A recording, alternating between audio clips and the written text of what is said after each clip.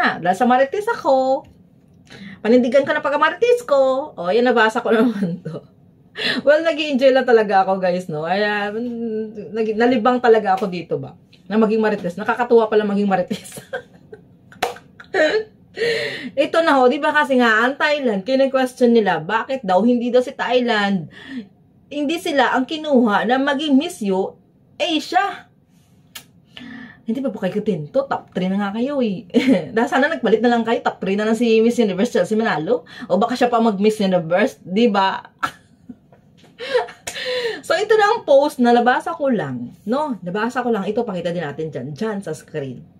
Sabi dito ng co-owner, na CEO co-owner na si Miss Anne, sabi niya dito, just so you know, the Philippines is the highest scoring Asian country from the qualifiers. Alam niyo yan, Pilipinas, mabuhay.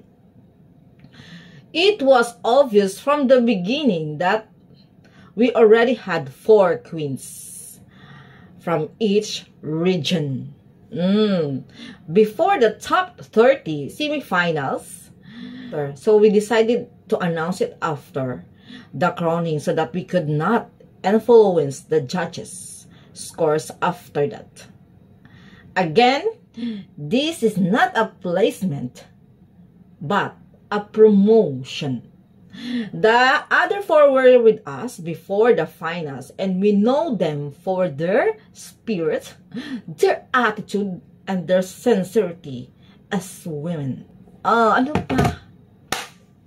Yun ang sinasabi niya kasi last time na yung hinahanap niya yung Miss Universe Ambassador. Ano matawag doon?